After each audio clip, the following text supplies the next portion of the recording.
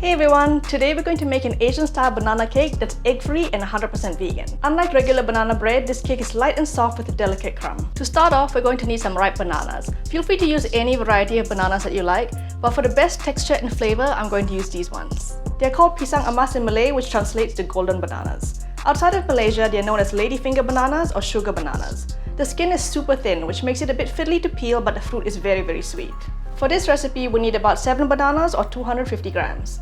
It doesn't have to be exactly 250 grams. If you go over by about 20 grams or so, it'll be just fine. Mash the bananas with a fork until there are no large chunks. Next, we're going to pour in 1 teaspoon of vanilla extract and sprinkle in 150 grams of sugar. Yes, it's quite a bit of sugar, but then again, we're making a dessert after all. With the same fork, we're just going to roughly mix the sugar in with the bananas until you can't see any specks of white.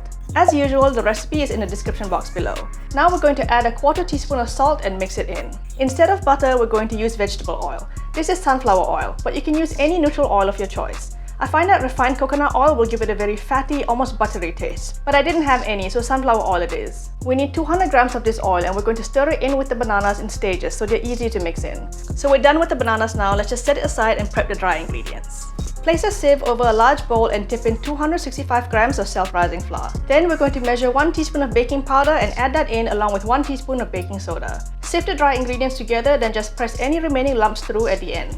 In a traditional method of baking a cake, the butter is usually creamed with the sugar and the eggs are added in later on. As you can see in this vegan recipe, it's completely different. And it's going to get even more interesting in a second because we need to replace the eggs. We need something to bind the cake together to give it structure, but we also need something to aerate the batter so the cake will come out light and fluffy. We're going to attack this problem with 2 powerhouse ingredients. The first one is ground flaxseed. This is to bind the cake and help it hold its structure.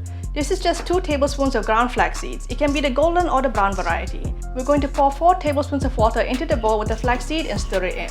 Then leave it for 5 to 8 minutes and something magical will happen. We'll check on it later. For now, let's prepare the second egg replacer, aquafaba. Sounds complicated and fancy, but it literally means bean water.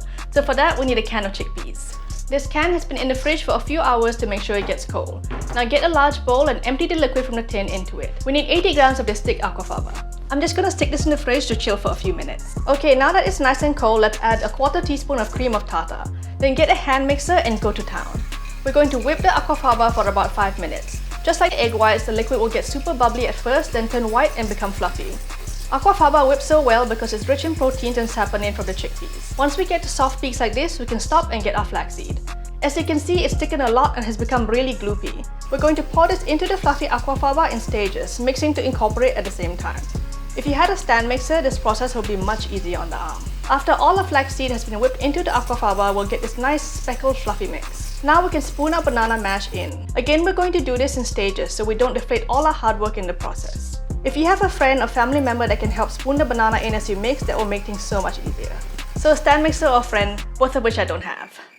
I'm kidding though, obviously, about the friend part. Subscribe to my channel if you want to be my friend though.